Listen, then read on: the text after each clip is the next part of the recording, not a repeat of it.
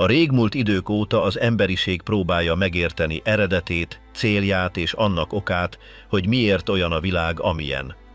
Generációk során olyan elbeszélések születtek, amelyek egy örök Istenről szólnak. Az emberekkel való kapcsolatáról és azokról az utakról, amelyeket minden egyes ember választott ezen isteni jelenlét előtt. Ezek a történetek, mély tisztelettel megőrizve, teljes kultúrákat irányítottak, hitet adtak a bizonytalanság pillanataiban, és válaszokat kínáltak azoknak, akik valami láthatóval túli választ kerestek. Ugyanakkor kérdéseket, kihívásokat és gondolatokat is ébresztettek, amelyek egész évszázadokat ölelnek fel. Amit mondtak, amit éltek, és amit hittek, olyan örökséget alkot, amely továbbra is kíváncsiságot és ámulatot ébreszt. De mi is az a valódi történet, amely mindaz mögött rejlik, amit ma a kezdeteként értünk? Ádám és Éva, az első emberi hajnal. Minden az elején kezdődött, amikor még nem létezett az idő, és a vákuum teljes volt. Ebben az abszolút csendben csak Isten volt jelen. Soha nem volt kezdete, és nem indult el semmilyen pontból, mindig létezett és minden forrása volt.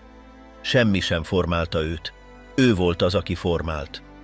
Hirtelen, határozott parancsszóval azt mondta, hogy legyen világosság, és egy hatalmas fény törte meg a sötétséget. A tér ragyogással telt meg, az ég kinyújtózott, és a föld megjelent, nagy tengerekkel és üres földekkel borítva.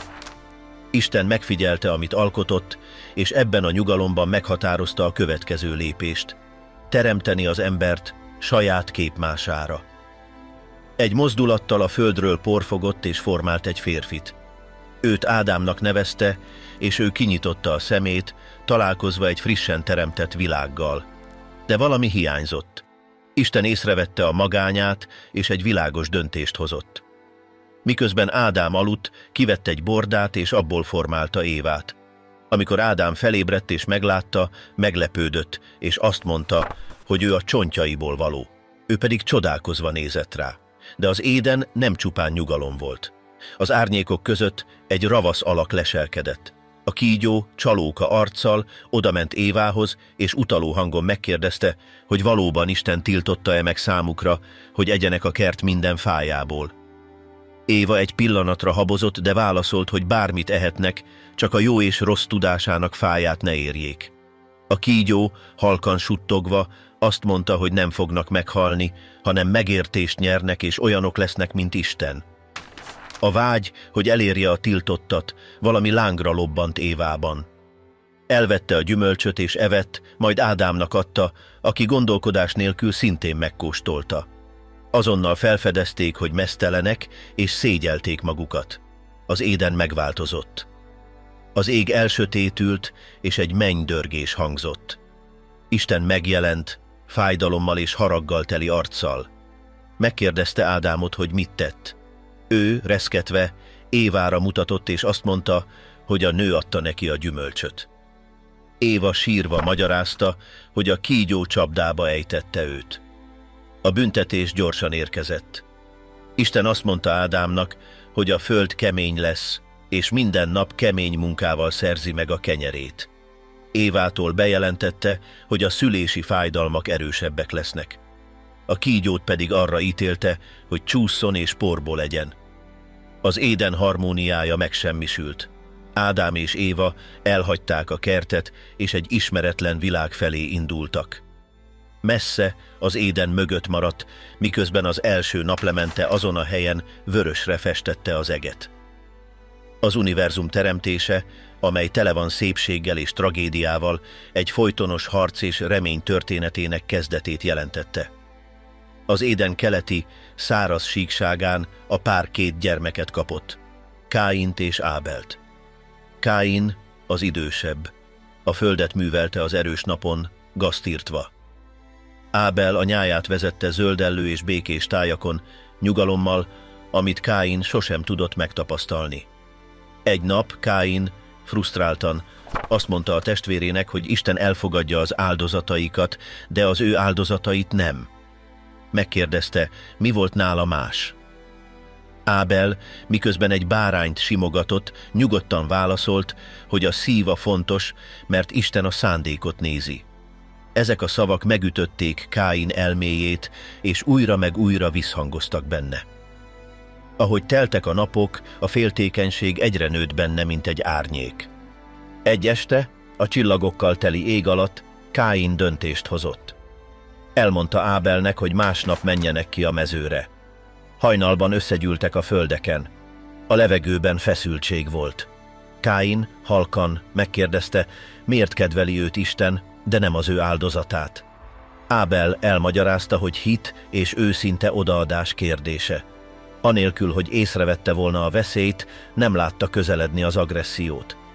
Hirtelen a csendet Káin törte meg, amikor egy követ emelt és rácsapott a testvérére. Ábel a földre zuhant, szemeiben meglepetés és fájdalom volt. Alig mondta ki, testvérem, mielőtt meghalt volna. A föld, tanúja az első gyilkosságnak, megmaradt Ábel vérével, amely úgy tűnt, igazságot követelt. Káin, remegő, véres kezével, rémülten nézte, amit tett. Ekkor egy hatalmas hang szólt, kérdezve, hol van Ábel. Káin válaszolta, hogy nem tudja, és megkérdezte, hogy ő-e a felelős a testvéréért. Isten határozottan kijelentette, hogy a földből kiállt a vér. Megátkozta őt, és azt mondta, hogy ki lesz űzve a földről, amely befogadta Ábel vérének vérét. Ettől a pillanattól kezdve megváltozott az élete. Az a föld, amely korábban termett, ellenségessé vált számára. Káin vándorrá vált, terhet cipelve, hogy ő követte el az első gyilkosságot. Káin és Ábel története örökre beíródott az emberiség emlékezetébe, mint állandó figyelmeztetés a féltékenység és gyűlölet okozta károkra. Az özönvíz, amikor az ég dühében megnyílt. Az idő folytatta útját, és az emberiség egyre romlottabbá vált. Az erőszak annyira megnövekedett, hogy Isten mély szomorúsággal úgy döntött, hogy véget vet minden gonoszságnak. Ezen a háttérben tűnt fel Noé, egy férfi, aki kiemelkedett igaz életmódjával. Ekkor Isten hangja világosan megszólalt, és szólította nevén. Azt mondta neki, hogy úgy döntött, véget vet minden teremtménynek, mert a föld tele volt igazságtalansággal. Parancsolta neki, hogy készítsen egy bárkát ciprusfából, belső rekeszeket építsen, és borítsa be az egészet bitummal belülről és kívülről. Noé kételkedés nélkül engedelmeskedett, és megszakítás nélkül dolgozott. Minden egyes kalapácsütés figyelmeztetésként hangzott a világ elkorcsosulásával szemben. A szomszédok gúnyolódtak rajta, amikor látták, hogy egy száraz területen hajót épít. Noé, bolond vagy, kiabálták neki. Ő határozottan válaszolta, hogy az ítélet közelít, és a szemeiben meggyőződés látszott. Napok, hónapok, végül évek teltek el, míg a bárka elkészült. Isten azt mondta neki, hogy lépjen be a családjával, és vigyen magával egy-egy pár mindenféle állatból, mert egy nagy özönvíz borítja el a földet. A feszültség fokozódott, amikor az állatok egy olyan erő vezetésével, amelyet nem értettek, maguktól elkezdtek közeledni a hatalmas építményhez. Amikor mindenki bent volt, az ajtókat bezárták, és egy különös csend borította el a helyet. Hirtelen elsötétedett az ég. Az első cseppek hullottak, majd egy véget nem érő esővé alakultak. Az emberek először kíváncsian nézték, de amikor látták, hogy az eső nem áll meg, pánikba estek. Noé igazat mondott, kiabálták, miközben az árkhoz rohantak. Reménytelenül verték az ajtókat, hogy bejuthassanak, de már késő volt. A víz gyorsan emelkedett, elnyelve falvakat, dombokat és hegyeket. A bárkában Noé és családja a víz dübörgését hallgatták, mint egy ítélet hangját, félelemmel, de ugyanakkor reménnyel. Az egyik fiú remegő hangon megkérdezte, miért ők lettek kiválasztva. Noé azt válaszolta, hogy Isten kegyelmet talált bennük, és ezt csodálkozva és hálával mondta. 40 nap és 40 éjszaka telt el, míg az eső meg nem állt. A bárka egy végtelen tengeren úszott, amely úgy tűnt, hogy soha nem ér véget. Kint eltűntek a kiáltások, és csak a víz folyamatos csapódását és a fa ropogását lehetett hallani. Amikor a vihar végül elállt, a bárka az Ararát hegyénál állt meg. Noé egy ablakot nyitott, és elengedett egy galambot. Először üresen tért vissza. A második alkalommal sem hozott semmilyen jelet. A harmadik próbálkozásnál egy olajágat hozott vissza. A föld száraz, mondta Noé megkönnyebbülten. Isten ismét szólt, és megparancsolta neki, hogy lépjen ki a családjával, és töltsék újra be a földet. Noé izgatottan oltárt épített, és áldozatot mutatott be. Ekkor Isten szövetséget kötött. Soha többé nem pusztítaná el az életet özönvízzel. Azt is mondta, hogy ívét helyezi el a felhőkben, mint ennek az ígéretnek a jeleit. Így egy ragyogó szivárvány jelent meg az égen, amely ezt az elköteleződést mutatta. Noé és családja egy megújult világon állva előre tekintettek reménnyel, tudva, hogy túlélték a föld történetének legnagyobb ítéletét. Idővel Noé fiai különböző népeket alapítottak, és az emberiség ismét szaporodni kezdett. Mindannyian ugyanazon a nyelven beszéltek, és egy hatalmas síkságra gyűltek, amelyet Sinárnak hívtak. Ott született meg az ötlet, hogy építsenek egy várost és egy tornyot, amely elérje az eget. Nimród, vezetőjük, támogatta a projektet, és parancsot adott, hogy a torony egyre magasabbra épüljön. A téglák gyorsan halmozták fel magukat, és az építmény impozánssá vált. De felülről Isten figyelte. Azt mondta az angyaloknak, hogy ha egyesülnek és egy nyelvet beszélnek, semmi sem tűnik lehetetlennek számukra. Hirtelen elállt a munka hangja. Egy munkás több téglát kért, de a választ egy sor olyan szó alkotta, amit nem értett. Mit mondtál? kérdezte zavartan. A hangok értelmetlenül keveredtek.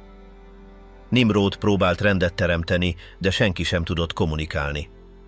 Az űrzavar gyorsan elterjedt, mintha egy szikra egy teljes káoszt gyújtott volna. A szomszédok, akik korábban értették egymást, már nem tudtak beszélni. Isten megbüntetett minket, kiáltotta egy öreg férfi félve. Szétszóródnunk kell. Így az építkezés elhagyatottá vált. A torony a humán ambíciók és az ítélet szimbólumaként maradt. Teljes csoportok, most különböző nyelvek által megosztva, szétváltak, hogy új helyeket keressenek, ahol együtt élhetnek. Nimród, állva a nagy projektje maradványai előtt, látta, ahogy az álma összeomlik. Mormogta, hogy ez nem lehet, de tudta, hogy valami sokkal nagyobb legyőzte őt. Felülről Isten látta, ahogy az emberiség szétszóródik, és azt mondta, hogy így tölti be a földet, de sosem felejtenék el a büszkeségük árát. A torony romba dőlt, emlékeztetve arra a napra, amikor a nyelvek összezavarodtak, és a népek szétszóródtak a világ minden tájára. Ábrahám, az ember, akinek nevét a csillagok alatt mondták. Az idő múlásával Isten kiválasztott egy családot, hogy kialakítsa azt a népet, amely csatornaként szolgálna a megígért messiás elhozatalára. Egy éjszaka, amikor az ég tele volt csillagokkal, egy hang szólította meg Ábrahámot, és arra parancsolt, hogy hagyja el földjét és apja házát, hogy egy olyan helyre menjen, amelyet Isten meg fog neki mutatni. Ez a hang nem a füleivel hallatszott, de világosabb és erősebb volt, mint bármely vihar. Isten biztosította őt, hogy hatalmas nemzetséget fog belőle formálni, hogy kedvezni fog azoknak, akik jól bánnak vele, és következményeket hoz azok számára, akik ártanak neki. Azt is mondta, hogy utódain keresztül minden földön élő család áldást fog kapni. Ábrahám szíve hevesen dobbant, és habozás nélkül válaszolta, hogy engedelmeskedni fog. Másnap elmondta a kijelentést feleségének, Sarajnak. Indulunk, mondta határozottan. Ő meglepődve megkérdezte, hová mennek. Ábrahám bevallotta, hogy nem tudja, de az Úr vezetni fogja őket. A távozás azonnali volt. Ábrahám, Saraj, unokaöccse, Lót és minden vagyonuk útnak indultak egy ismeretlen cél felé. Az ismerős földek elhagyása nem volt könnyű, és előttük egy hatalmas sivatag terült el. Egy táborozós éjszakán tiszta égbolt alatt Isten hangja ismét megszólalt, és azt mondta neki, hogy ezek a földek az ő utódaié lesznek. Ábrahám megpillantotta Kánaánt, és érezte az ígéret súlyát. De az út nem volt mentes próbáktól. Útjai Kánaán zöldellő területeitől Egyiptom rejtélyes földjeig vezettek. Ezen az úton nehézségekkel, kételyekkel és intenzív pillanatokkal szembesült, de mindig megerősítést kapott az isteni ígéretben. Isten azt mondta neki, hogy nézze meg az eget, és ha tudja, számolja meg a csillagokat, mert úgy lesznek az ő utódai. Évek teltek el, és a várakozás egyre hosszabbá vált. Saraj kifáradva, és már nem bízva az ígéretben, átadta szolgálóját, Hágárt, hogy Ábrahámnak fia születhessen. Ebből az egyesülésből Ismáel született, aki később egy nagy nemzet atyja lett. Mégis Isten nem feledkezett meg az ígért gyermeki áldásról. Idővel, öregségükre Saraj végül megszülte Izsákot. Az öröm betöltötte otthonukat. Isten nevetett minket, mondta, biztos abban, hogy mindenki megosztja boldogságukat. Ez a születés egy nagy nemzet kezdetét jelentette. Az Ábrahámnak adott ígéretek nem csak őt, hanem utódait is érintették, akik között királyok, próféták és idővel a megváltó is szerepeltek. Izsák felnőtt, és feleségül vette Rebékát. Tőle 2 fia született, Ézsau és Jákob. Ézsau lett az edomiták atyjává, míg Jákob az izraeliták ősapjává. Jákobnak 12 fia és egy lánya volt. Közülük József, az utolsó előtti fiú volt az, akire a családi ígéret nehezedett, ami irítséget váltott ki a testvéreiből. Eladták őt rabszolgának, és Egyiptomba vitték. Idővel, Isten vezetésével József a rabszolgaságból a fáraó jobb keze lett. Később éhínség sújtotta a vidéket, és testvérei Egyiptomba utaztak ételt keresni anélkül, hogy tudták volna, hogy a kormányzó éppen őt, akit elárultak, elárulták. Könnyek között József felfedte magát, és így szólt: én vagyok az, akit ti átadtatok. Megnyugtatta őket, mondván, hogy Isten azért hozta őt oda, hogy életeket mentsen. József, akit Izraelnek is hívtak, megbocsátott testvéreinek, és egész családját Egyiptomba hozta, ahol Gósen földjén telepedtek le, egy rendkívül termékeny területen. Ekkor még 70-en voltak. Az évek teltek, és számuk növekedett. Később egy új dinasztia vette át a hatalmat Egyiptomban. A fáraó, gyanakodva az izraelitákra, azt mondta, hogy túl sokan vannak, és ha összefognak az ellenségekkel, legyőzhetik őket. Ezért parancsot adott, hogy rabszolgává tegyék őket, és kényszerítsék őket, hogy végtelenül építsenek városokat, miközben kemény munkát végeztek. Az átmenet kemény volt. A felügyelők azt kiabálták: gyorsabban, és a korbácsok könyörtelenül csattantak. A nép, amely korábban virágzott, most láncokba került. Ebben az időszakban született Mózes, ám ekkor a fáraó elrendelte, hogy minden héber kisfiút öljenek meg. Mózes édesanyja kétségbe esetten elrejtette a gyermeket egy kosárban, és a Nílusba tette. A fáraó lánya megtalálta a kosarat, miközben fürdött, és felismerte, hogy egy héber gyermekről van szó. Gyengéden felvette, és elhatározta, hogy Mózesnek fogja hívni, mondván, hogy ő mentette ki a vízből. A gyermek a palotában nőtt fel, bár sosem felejtette el gyökereit. Egy nap látta, hogy egy egyiptomi egy hébert bántalmaz, és mérhetetlen harag uralkodott el rajta. Közbelépett, és megölte a támadót, majd elmenekült a sivatagba, tudva, hogy élete veszélyben van. Eközben a rabszolgaság továbbra is folytatódott. Az izraeliták kifáradva és kétségbeesve Istenhez kiáltottak, kérve a szabadítást. Isten meghallgatta kiáltásaikat. A Vörös-tenger, az út a vizek között. A sivatag közepén Mózes pásztorként élt, amikor valami különöset látott. Egy tűzben égő csipkebokrot, amely nem égett el. Óvatosan közeledett, és ekkor egy hang szólította nevén: Mózes, Mózes! Ő válaszolt, hogy ott van, és térdre esett. A hang azt mondta, hogy látta a nép szenvedését Egyiptomban, és elküldi őt a fáraóhoz, hogy megszabadítsa őket. Mózes félve megkérdezte, hogy ki ő, hogy a király elé álljon. Isten biztosította, hogy vele lesz, és vezeti az izraelitákat egy gazdag és termékeny földre. Mózes, aki elhatározta, hogy engedelmeskedik a parancsnak, visszatért Egyiptomba, és határozottan szembenézett a fáraóval. Hangosan mondta: engedd el népemet. A fáraó hidegen megkérdezte, hogy ki az Úr, hogy engedelmeskedjenek neki, és megtagadta, hogy elengedje őket. Ekkor kezdődtek el a csapások. A Nílus vize vérvé vált, a halak elpusztultak, és elviselhetetlen szag töltötte be a vidéket.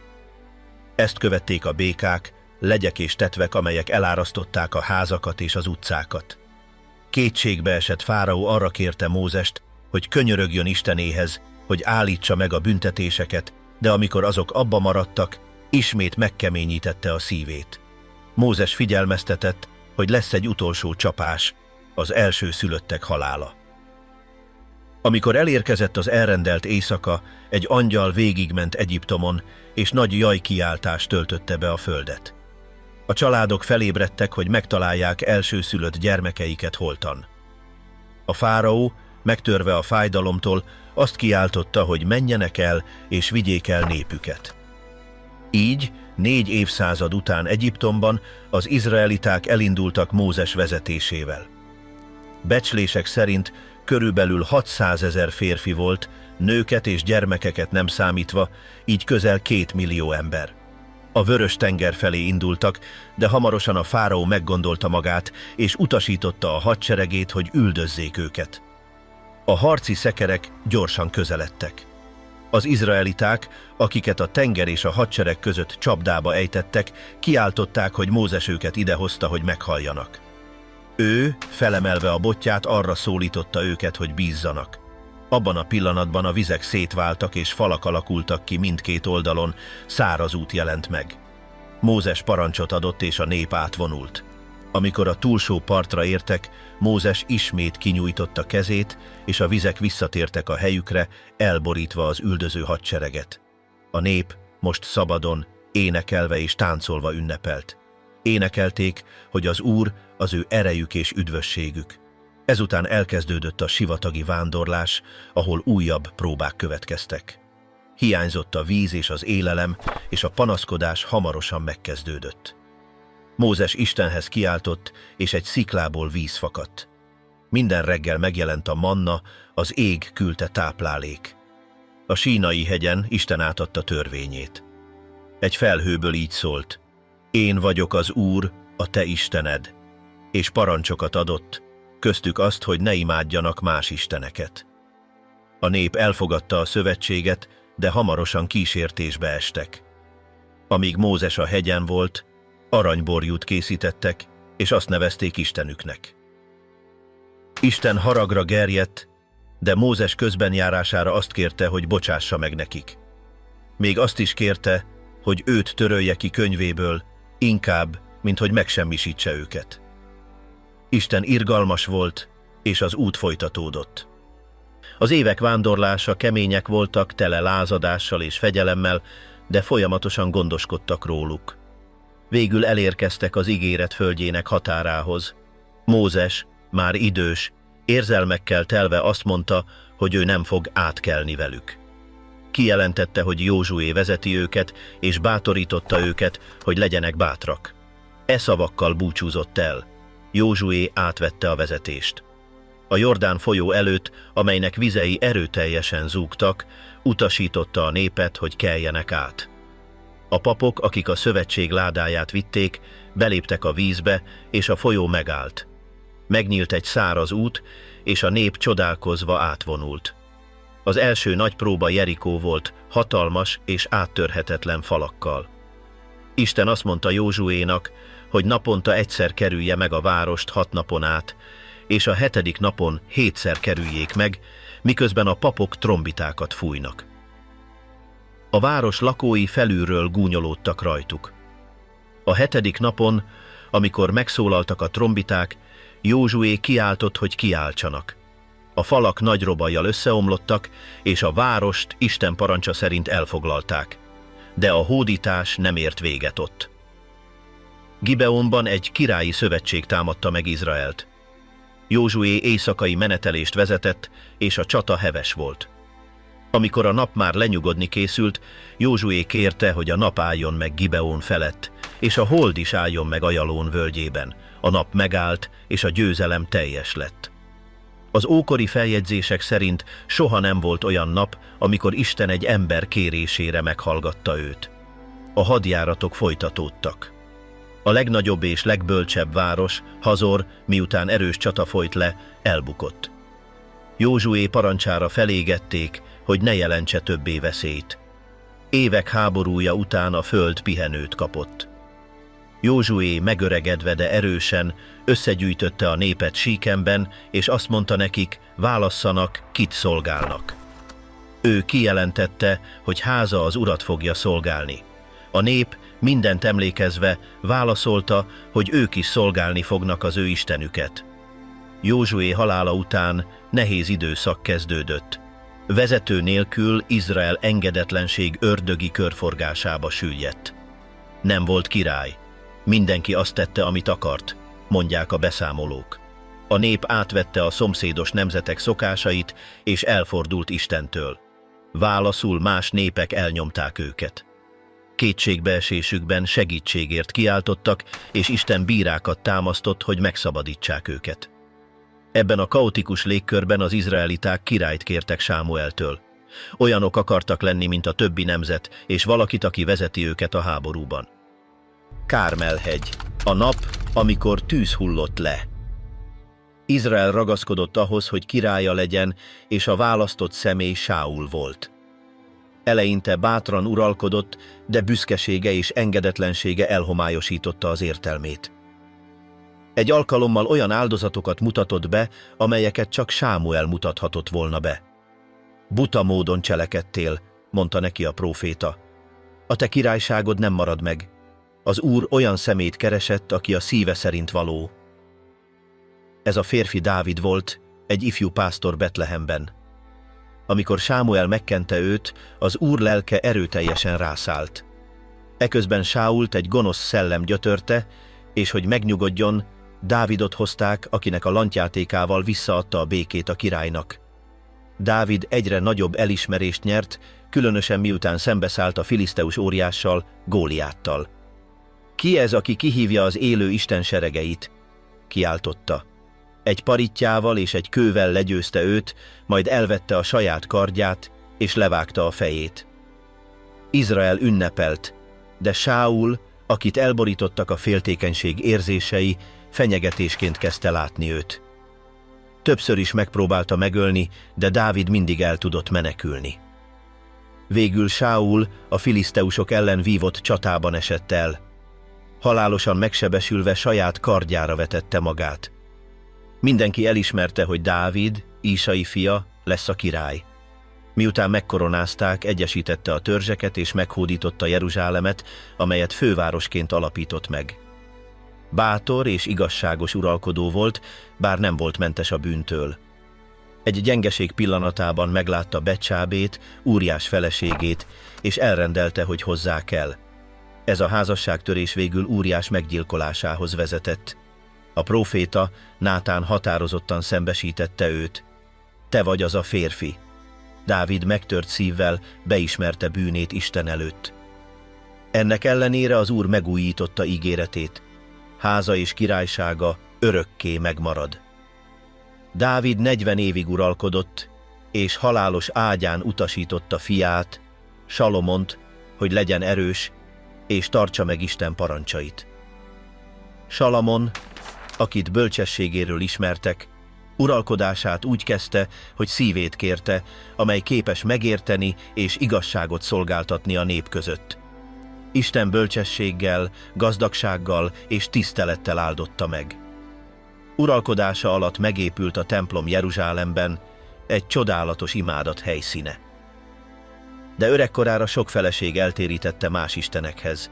Szíve nem maradt tiszta, és az ő bálványimádása jelentette a királyság összeomlásának kezdetét. Végül Salamon meghalt, ezzel lezárva egy fényes korszakot és bizonytalanságot hagyva az egész nemzetben. Fia, Roboám vette át a trónon, de a hatalom terhe túl nehéznek bizonyult. A királyság azonnal két részre szakad. 10 törzs megalakította az északi királyságot, Izraelt, Jeroboám vezetésével, csak Júdá és Benjámin maradt Roboámmal, és ezek létrehozták a déli királyságot Jeruzsálemmel fővárosként. Félve attól, hogy népe visszatér a templomba Jeruzsálembe, Jeroboám súlyos hibát követett el. 2 aranyborjút építek, jelentette ki. Az egyik Betelben, a másik Dánban lesz. Ezek a te isteneid, akik kihoztak téged Egyiptomból. Bűne bálványimádásba taszította Izraelt. A próféták újra és újra figyelmeztettek, de a korrupció csak nőtt. A 19 király, akik az északi királyságot uralták, mind ugyanazon az úton jártak. Egyikük sem kereste Istent, mind gonoszul cselekedtek. A legrosszabb közülük Akáb volt. Uralkodása alatt Izraelt sötétség borította. Jezabel, a felesége előmozdította Baál, a kánaáni gazdagság istenének imádatát. Emeljetek oltárokat, parancsolta. Hatása alá vonta Akábot, és a nép, aki hamis ígéretekkel csábítva volt, eltávolodott az Úrtól. Ekkor emelte fel Isten Illést, egy tüzes jellemű prófétát. Él az Úr, Izrael istene, hirdette Akáb előtt. Nem lesz eső, sem harmat, amíg én nem mondom. És így is történt. 3 éven át zárva maradt az ég, és a szárazság elpusztította a földet. A végső konfrontáció a Kármel-hegyen történt. Illés kihívta Akábot, hogy gyűjtse össze Izraelt és a Baál 450 prófétáját. A tömeg figyelte, miközben a próféták reggeltől délutánig kiáltoztak, vagdalták magukat és táncoltak, de eredmény nélkül. Amikor elérkezett Illés ideje, imádkozott. Uram, Ábrahám, Izsák és Jákob istene, mutasd meg ma, hogy te vagy az Isten Izraelben. Ekkor tűz hullott az égből, és elnyelte az áldozatot, a fát, a köveket és a vizet. A nép leborult és kiáltották, az Úr az Isten. Baál prófétáit kivégezték, és Illés imádkozott az esőért. Felhők jelentek meg, és egy vihar véget vetett a szárazságnak. De Jezabel, aki dühöngött, esküdött, hogy megöleti őt. Illés a pusztába menekült, kimerülten és halált kívánva. Uram, elég, vedd el az életem, kiáltott. Egy angyal erősítette meg őt, és azt mondta, hogy egyen és menjen tovább, mert hosszú út áll még előtte. Ennek ellenére Izrael nem hallgatott. A bálványimádás és igazságtalanság folytatódott. Isten haragja ítélet formájában érkezett. Asszíria, egy kegyetlen és hatalmas birodalom indult Izrael ellen. Az Úr Asszíriát küldte haragja pálcájaként, jelentette be Ézsaiás próféta. A félelem elterjedt az egész országban. Isten elhagyott minket, sírtak, miközben emlékeztek a figyelmeztetésekre, amiket figyelmen kívül hagytak. Az északi királyság elbukott. Az asszírok bevonultak városaikba, parancsokat kiáltoztak, házakat égettek, és foglyokat vittek. Izrael, elfeledted Istenedet, mormolta egy idős ember, miközben láncra verték. Az izraelitákat száműzték, és identitásuk elveszett az asszír földeken. Júdá, a déli királyság nem tanulta meg a leckét. Királyai és népe figyelmen kívül hagyták a figyelmeztetéseket. Jojákin elégette azt a tekercset, amely Jeremiás proféciáit tartalmazta. De Isten szava nem tudott elnémulni.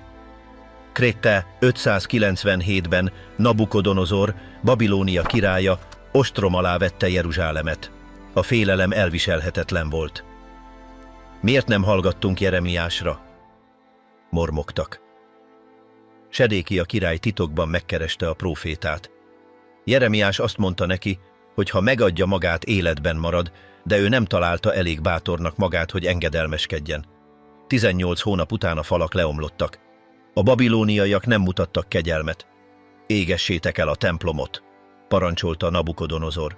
Semmisítsétek meg a várost. A lángok elnyelték a templomot, a palotát és a házakat. Sedékia megpróbált megszökni, de elfogták. Fiai szeme láttára lettek kivégzve, majd megvakították és láncra verték. A túlélőket Babilóniába hurcolták. Isten elhagyott minket, sírtak. De még ott is Isten szól Dániel, Sadrák, Mésák és Abednego által, megmutatva hatalmát. És Jeremiáson keresztül megígérte a helyreállítást. Jóléti terveim vannak. 70 év után visszahozlak titeket. És elérkezett a változás. Isikürosz, Perzsia királya, egyetlen éjszaka alatt meghódította Babilóniát. Meglepő rendeletet adott ki. Az Úr nekem adta ezeket a királyságokat, és megbízott abban, hogy újjáépítsem templomát Jeruzsálemben. Az ő népe térjen vissza. A száműzöttek között Zorobábel, Dávid leszármazottja lépett elő. Az Úr megnyitotta az ajtót, mondta. Térjünk vissza, és építsük fel az ő házát. A száműzetéstől a király születéséig. Az az út, amely előkészítette a messiást. A zsidók, akik tele voltak reménnyel hosszú évek várakozása után, elindultak a hosszú úton vissza Jeruzsálembe. Amikor megérkeztek, mindössze csak leégett romokat és üres utcákat találtak. Így maradt a város, ahol Istenünk lakik? Mormogtak könnyes szemmel. Zorobábel, aki elhatározta, hogy nem adja fel, összegyűjtötte a népet, és elmondta nekik, hogy az első dolog, amit meg kell tenniük, az oltár felépítése. Imádkozzunk az Úrhoz, mielőtt bármelyik követ is felépítenénk, insistált. A munka erőteljesen indult, de hamarosan megjelentek a támadások és gúnyolódások a szomszédaik részéről. Mit akarnak ezek a szánalmas zsidók? Kiabálták nevetve. Nehemiás határozott lelki erővel elrendelte, hogy osszák el a munkát. Építsetek egyik kezükben, és tartsatok fegyvert a másikban. Istenünk harcolni fog értünk. 2 hónap alatt a falak készen álltak. Az ünnepség szertartásos volt. Az egész nép megújította szövetségét könnyeikkel és énekeikkel. De ez a boldogság hamar elhalt. A prófétai hang eltűnt, és egy súlyos csend borította be a nemzetet. Ebben az időszakban idegen uralmak és belső harcok határozták meg Izrael sorsát. Nagy Sándor mindent elsöpört a tudott világban, beleértve Júdeát is. Követői előmozdították a görög szokások átvételét, nem is sejtve, hogy Nagy Sándor halála után birodalma a Ptolemájoszok és a Szeleukidák között oszlik meg. Júdea ezek között a 2 hatalom között rekedt. Kezdetben az egyiptomi uralom elviselhetőnek tűnt, de amikor a Szeleukidák átvették az irányítást, próbálták eltüntetni a zsidó vallást. Tiltjátok meg rituáléikat, parancsolta a király. Építsetek oltárt Zeusz számára a templomban. A felháborodás kitört. Ez elviselhetetlen sértés, kiáltották. Modin falujában egy idős pap, Matatias, visszautasította, hogy engedjen. Aki hűséges az Úrhoz, kövessen engem, kiáltotta, miután legyőzött egy görög követet, aki arra próbálta kényszeríteni, hogy pogány áldozatokat mutasson be. Ez a tett indította el a lázadást. Fiai, akiket makkabeusoknak hívtak, gerilla háborút indítottak az inváziók ellen. Júdás Makkabeus, akit a kalapácsként emlegettek, a legbátrabb és legügyesebb vezetővé vált. Szabadságunkért és hitünkért fogunk harcolni, hirdette. Egy csata a másik után a makkabeusok megsemmisítették a Szeleukida seregeket. Egy kulcsfontosságú összecsapásban Júdás a katonáira nézett, és így szólt. Bízzunk a seregek urában. Jobb harcolva meghalni, mint látni, hogy nemzetünket elpusztítják. Minden logikát felülmúlva a zsidók győztek. Krad-e 164-ben visszafoglalták Jeruzsálemet és megtisztították a templomot. De a nyugalom nem jött el. Róma emelkedett fel, mint az új domináló hatalom. Kra-e 63-ban Pompeius nagy bevonult Jeruzsálembe, kijelentve, hogy Júdea római területté vált. Ettől kezdve a régiót Róma szenátusa által kinevezett uralkodók irányították. Heródes a nagy, ravasz és gátlástalan volt, és a rómaiak támogatásával elérte a trónt. Fel fogok építeni egy templomot, amely mindet felülmúlja, ígérte, miközben próbálta elnyerni a nép kedvét, bár uralkodását kegyetlenség jellemezte. A prófétai csend ellenére a messiásba vetett remény még mindig élő volt. Egy nyugodt éjszakán Betlehem égboltja váratlanul felragyogott. Pásztorok, akik a nyájaikat őrizték, döbbenten álltak egy mennyei alak előtt. Ne féljetek, jelentette be az üzenet hozója. Olyan hírt hoztam, amely mindenkit örömmel fog eltölteni. Ma Dávid városában született egy megváltó, a Krisztus, az Úr. A pásztorok futottak Betlehembe. Egy egyszerű istállóban egy fiatal édesanya csodálta az újszülött gyermeket. Jézus, suttogta, miközben emlékezett arra, amit Gábriel angyal hónapokkal korábban megmutatott neki. Ez a gyermek az elmagasztosult fia lesz. József, akinek arcán csodálat és kötelesség tudat volt, így szólt. Mária, beteljesedett, amit a próféták mondtak. Ő fog uralkodni Izraelen. A hely nyugalmát megtörték, amikor a pásztorok elmondták, mit láttak. Mély tisztelettel térdeltek le a kisfiú előtt. Dicsőség az Istennek a magasságokban, kiáltották. Távoli földeken a csillagok figyelő bölcsek egy másik jelet láttak az égen. Ez a csillag vezet minket, mondták. Hosszú utazás után Jeruzsálembe érkeztek. Hol van a zsidók királya, aki megszületett? Kérdezték. Az ő csillaga jelezte nekünk érkezését, és jöttünk, hogy imádjuk őt. A nyugtalan és félelemmel teli Heródes tanácsot kért a törvénytanítóktól.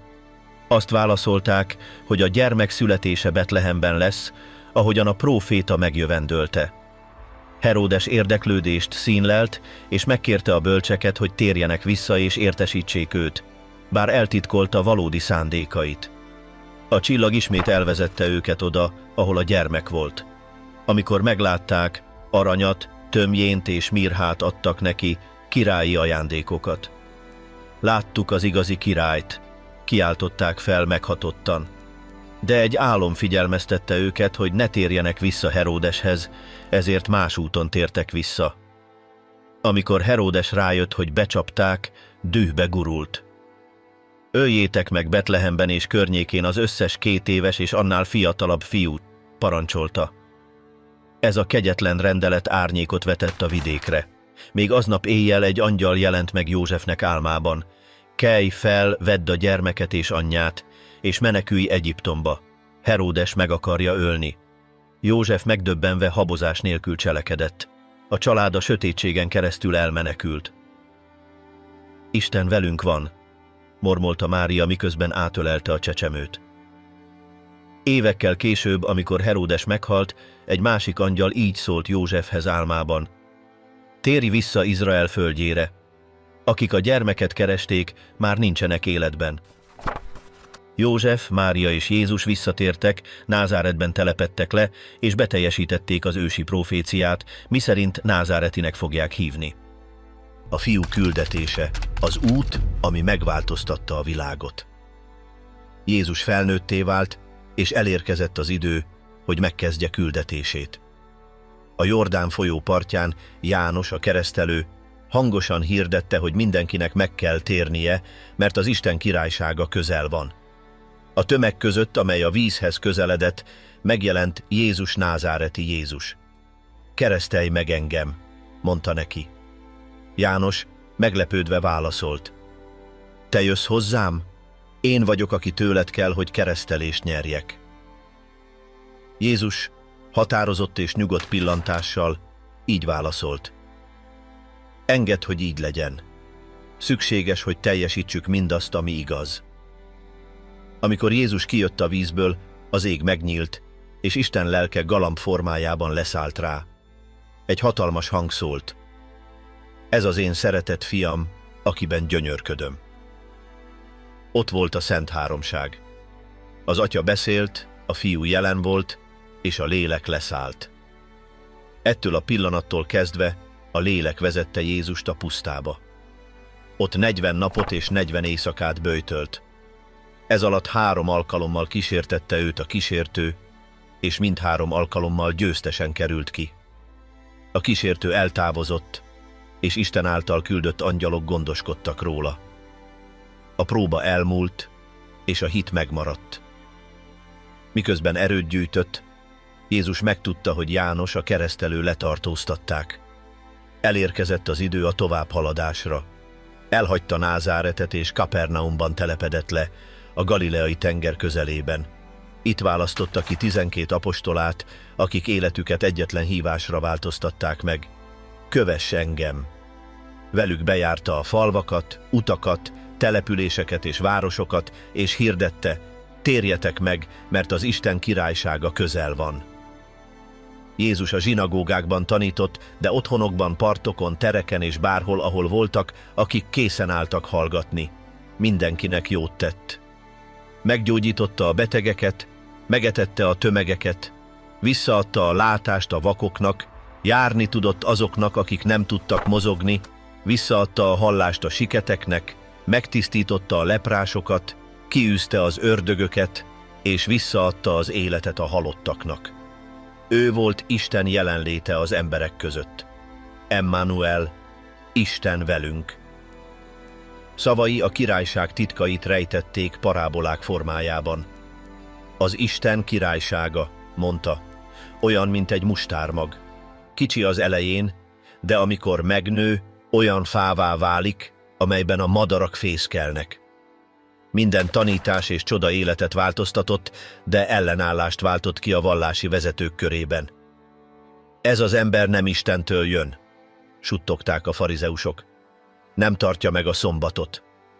Jézus szembeszállt velük és kijelentette: az emberfia az Úr a szombaton. Kánában végezte el első csodáját. Vizet változtatott borra. A jelenlévők csodálkozva néztek, és Mária korábban így szólt: tegyetek meg mindent, amit mond. A boldogmondások hegyén így hirdette: boldogok a szellemben szegények, mert övék a mennyek országa. Egy heves vihar elcsendesedett, amikor ő így parancsolt: csend, néma maradj! Tanítványai megdöbbenve azon tűnődtek, ki lehet az, akinek még a tenger és a szél is engedelmeskedik. 5 kenyeret és 2 halat is megsokszorozott, hogy 5000 ember tápláljon. Betániában pedig Lázárnak szólt, hogy jöjjön ki a sírból, és a halott életre kelt. A legmélyebb tanításait a hegyi beszédben foglalta össze, ahol így szólt: hallottátok, hogy mondták, de én azt mondom nektek. Szavainak olyan hatalma volt, amilyet még senki sem látott. De híre nem mindenki tetszését nyerte el. A vallási vezetők elkezdték tervezni a halálát. Jó, ha egy ember meghal a népért, mondta Kajafás, a főpap. Jeruzsálemben Jézus meglátta, hogy a templomot üzletté tették, és felborította a pénzváltók asztalait, kiűzve azokat, akik állatokat árultak. Házam imádság háza lesz, hirdette, de ti rablók barlangjává tettétek azt. Ez volt az utolsó csapás, ami nyílt összeesküvést indított el ellene. Jézus tudta, hogy elérkezett az ideje.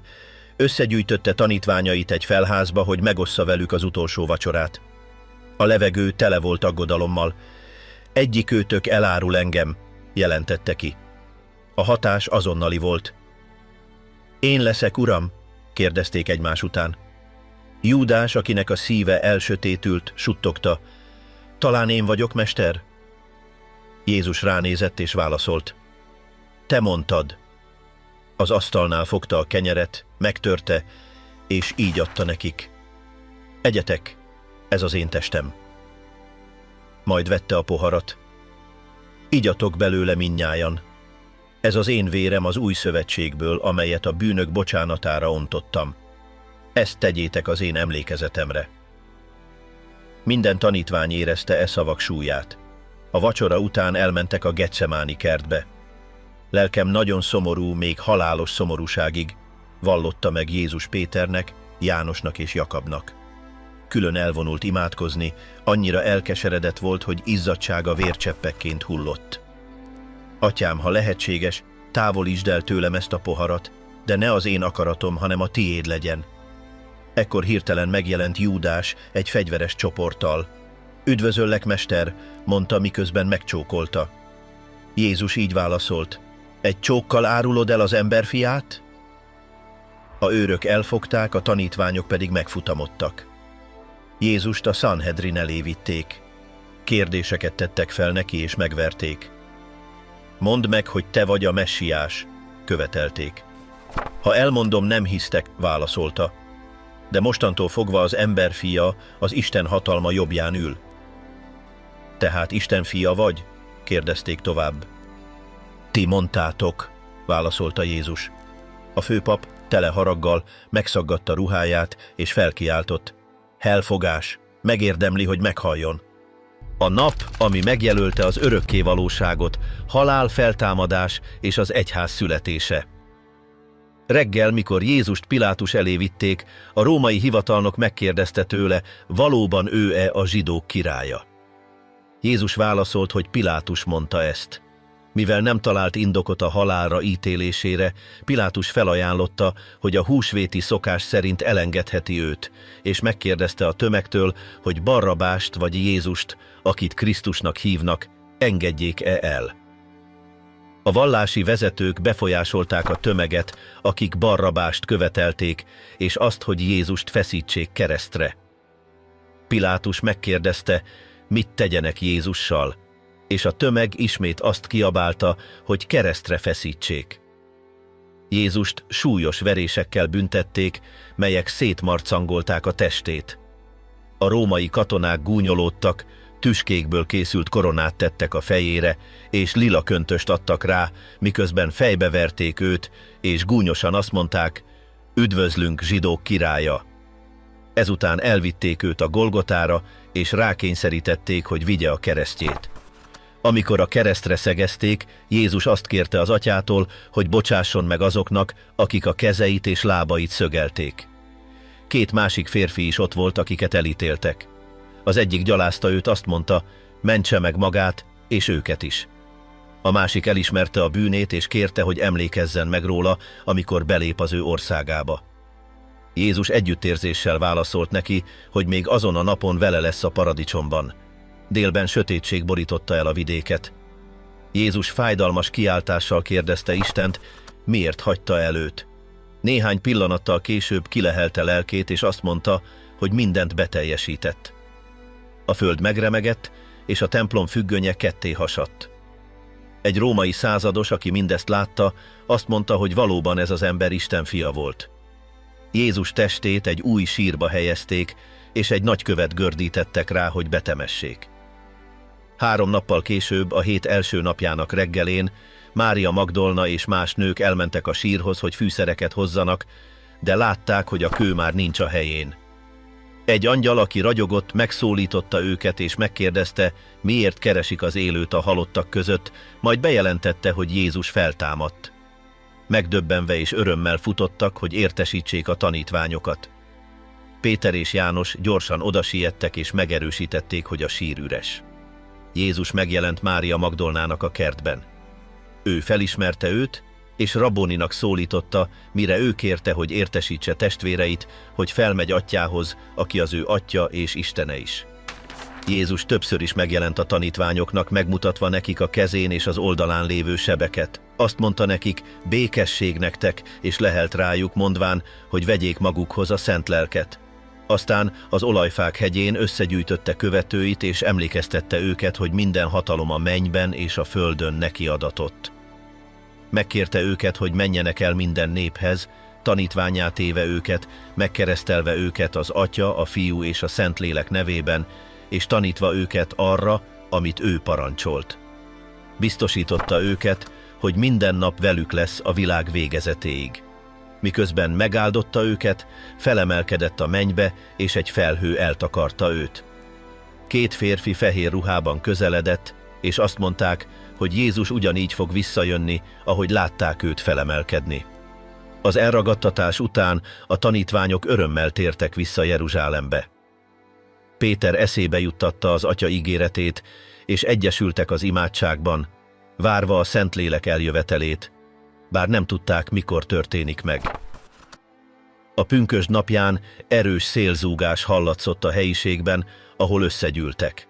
Lángnyelvek jelentek meg, és mindegyik tanítvány fejére szálltak. Mindannyian beteltek a Szentlélekkel, és különböző nyelveken kezdtek beszélni. A gyülekező sokaság megdöbbenve hallgatta, mert mindenki a saját nyelvén hallotta őket. Péter felállt a 11 tanítvánnyal, és így szólt a júdeaiakhoz és jeruzsálemiekhez. Ez az, amit Jóel próféta megjövendölt, hogy Isten kijönti a lelket minden testre. Üzenete közvetlen volt, a megtérésre szólítva, és sokan hittek, közösséget alkottak, ahol mindent megosztottak egymással, és erőteljes bizonyságot tettek. Az ellenállás nőtt, amikor Péter és János meggyógyítottak egy koldust a templom kapujában, és Jézus názáreti nevében azt mondták neki, kelj fel és járj! Letartóztatták őket, és a Sanhedrin elé vitték, de határozottan válaszolták, hogy nem hallgathatják el, amit láttak és hallottak. A nyomás folytatódott, és István, aki kegyelemmel és hatalommal volt tele, olyan jeleket tett, amelyeket ellenfelei nem tudtak megcáfolni. Hamisan vádolták, és a Sanhedrin elé vitték. Mielőtt megkövezték volna, kijelentette, hogy látja az eget megnyílni, és az emberfiát állva Isten jobbján. Utolsó szavai azok voltak, hogy kérte az Urat, ne vegye számításba azok bűnét, akik megölték őt. Halála után erős üldöztetés vette kezdetét, amely szétszórta a hívőket Júdeában és Samáriában. Fülöp, az egyik 7 diakónus, Samáriában hirdette az evangéliumot, és sokan elfogadták az üzenetet. Egy elhagyatott úton találkozott egy etióp főtisztviselővel, aki Ézsaiás könyvét olvasta. Fülöp megkérdezte tőle, hogy érti-e, amit olvas, és miután elmagyarázta neki az üzenetet, a férfi hitet tett és megkeresztelkedett. Eközben Saul, aki erőszakosan üldözte a közösséget, engedélyt kapott a főpaptól, hogy letartóztassa a damaszkuszi hívőket. Az úton egy erős fény vette körül, és földre zuhant, miközben egy hangot hallott, amely megkérdezte tőle, miért üldözi őt. Saul megkérdezte, ki beszél, és a hang válaszolt, hogy ő Jézus. Utasította, hogy menjen be a városba, ahol útmutatást fog kapni. Vakon és reszketve vitték Damaszkuszba. Egy Anániás nevű tanítványt küldött az Úr, hogy imádkozzon érte. Amikor ráhelyezte a kezét, valami szálkás anyag levált Saul szeméről, és ismét látni tudott. Megkeresztelkedett, és ettől kezdve elkezdte pályafutását, mint Pál apostol, aki elkötelezte magát az evangélium hirdetésére a nemzeteknek. Barnabással, akit a Szentlélek küldött, különböző városokat jártak, szembesülve ellenállással és veszéllyel, de sok megtérést is láttak. Mindketten határozottan ismételték, hogy nem hagyhatják abba, hogy beszéljenek mindarról, amit láttak és hallottak. Az utolsó tanúk, üldöztetés és kinyilatkoztatás az evangélium terjedésében. A jeruzsálemi zsinatot azért hívták össze, hogy eldöntsék, vajon a nem zsidó hívőknek be kell-e tartaniuk Mózes törvényeit. Péter, emlékezve arra a látomásra, amelyet Kornéliusszal való látogatása során kapott, elmagyarázta, hogy nincs értelme olyan terhet követelni, amelyet sem az előző generációk, sem ők maguk nem tudtak elviselni. Azt állította, hogy az üdvösség az Úr Jézus kegyelme által jön. Ezzel az érveléssel a következtetés világos volt. A pogányoknak nem kellett alávetniük magukat a törvény minden követelményének. Ebben az időszakban Pál továbbra is utazott és hirdette üzenetét, miközben hajótöréseken, büntetéseken és bebörtönzéseken ment keresztül. Aténban kijelentette, hogy Isten, miután figyelmen kívül hagyta az igénytelenség idejét, most mindenkire felszólít, hogy térjenek meg. Efeszoszban rendkívüli jelek kísérték munkáját, az Úr Jézus neve tiszteletben volt tartva, és sokan, akik mágikus gyakorlatokat végeztek, nyilvánosan elégették a könyveiket. Később letartóztatták, de fellebezett, hogy Róma előtt meghallgassák. Amikor az imperális fővárosba tartottak, hajójuk egy viharban összetört, de ahogy Isten megmondta neki, mindenki túlélte. Megérkeztek Málta szigetére. Amikor fát gyűjtöttek a tábortűzhez, egy kígyó megragadta Pál kezét. A sziget lakói azt hitték, hogy meghal, de ő a tüzet megérintve lelökte az állatot anélkül, hogy bármi baja történt volna. Az emberek meglepődtek, és azt mondták, hogy ő egy isten. Ezután Isten lehetővé tette, hogy Pál meggyógyítja a sziget betegeit, köztük Publió atyját, a sziget főhatóságát. Hálásak voltak a máltaiak, és minden szükségeset biztosítottak neki, hogy tovább utazhasson Rómába. Miután Rómában fogságba került, Pál kihasználta az alkalmat, hogy levelet írjon a közösségeknek és munkatársainak, bátorítva őket a kitartásra. Egyik levelében ezt írta a filippieknek: mindenre képes vagyok Krisztusban, aki erőt ad nekem. Meggyőződése megmaradt, még akkor is, amikor láncokban volt, és hatása továbbra is nőtt. Eközben Péter, János és más apostolok folytatták munkájukat Jeruzsálemben és más helyeken. Péter, aki egy látomás által vezetve eljutott Kornélius, a százados házához, ezzel azt mutatta, hogy az üzenet a pogányoknak is szól. Kijelentette, hogy Isten nem tesz különbséget emberek között, hanem elfogadja azokat, akik tisztelik őt, és igazságosan cselekszenek. János apostol, aki száműzetésbe került Patmos szigetére, egy kinyilatkoztatást kapott, amely az Apokalipszis könyvévé vált. Ott hallotta Jézust mondani: én vagyok az alfa és az omega. Az a látomás tele szimbólumokkal bátorítást küldött az üldöztetést szenvedő egyházaknak, emlékeztetve őket, hogy a végső győzelem Krisztusé lesz. A Kranu 64. július 17-én Róma több mint 1 millió lakosával hatalmas tűzvész áldozata lett. Neró, a császár, a mecénás toronyból figyelte a lángokat, 7 éjszaka és 6 napig égett a tűz. Amikor végre eloltották, a város körülbelül 70%-a elpusztult. A 14 kerületből 10 elpusztult. A legkevésbé érintett negyedek, ahol sok zsidó és keresztény élt, tökéletes célt kínáltak a császár számára. Vádoljátok a keresztényeket, parancsolta. Ezzel kezdetét vette egy kegyetlen üldöztetés. Sok hívőt feszítettek keresztre, annyit, hogy hatalmas mennyiségű fát kellett felhasználni.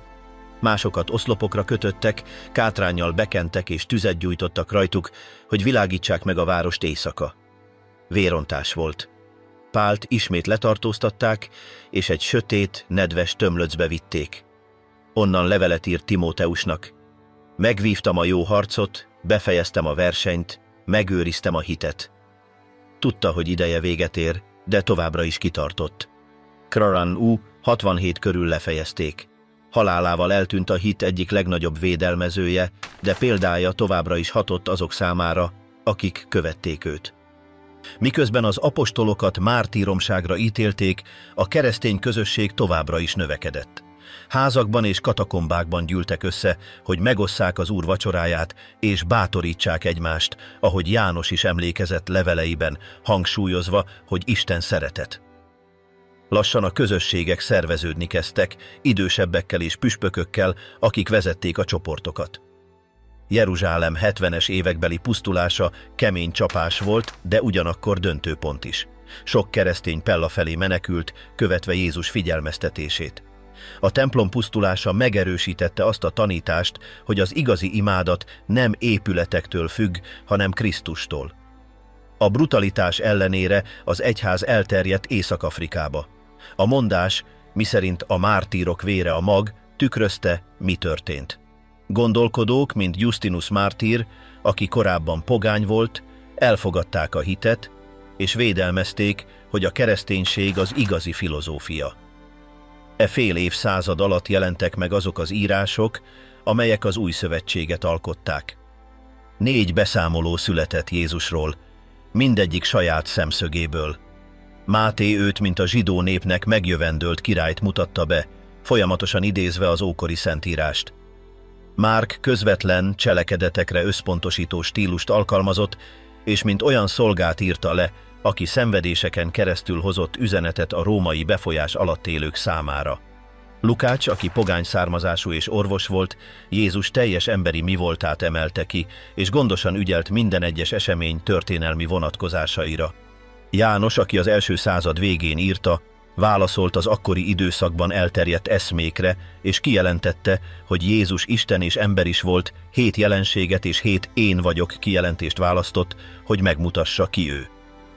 Beszámolója azzal kezdődik, hogy kezdetben volt az ige, és az ige Istennél volt. Ezután megjelent az apostolok cselekedetei, amely folytatta a történetet, bemutatva, hogyan növekedett a közösség Jeruzsálemtől Antióchiáig és Efezusig, elérve a korabeli ismert különböző területeket. Az elbeszélés nem zárul véglegesen, hanem arra utal, hogy a történet folytatódik a lapokon túl is. Az utolsó írás a Jelenések könyve volt, amely az idők végéről és Krisztus visszatéréséről szólt, proféciákkal, amelyek beteljesedése még váratott magára. Mindenki, aki hallja ezt a történetet, arra hívom, hogy imádkozzunk. Uram, ma előállok előtted tiszta szívvel. Kérek tőled világosságot, hogy minden nap járhassak, erőt, amikor kétségek merülnek fel, és békét, amikor az élet terhe nehezedik rám. Segíts megőrizni a hitemet, bízni a te idődben, és emlékezni, hogy mindig közel vagy, még akkor is, amikor nem érzékelem. Őrizd meg a családomat, vezess lépéseimben, és taníts meg arra, hogy alázattal és igazsággal keressem a te jelenlétedet. Köszönöm, hogy meghallgattad ezt az imát, hogy folyamatosan szeretettel kísérsz, és hogy mindig mellettem vagy. Ámen.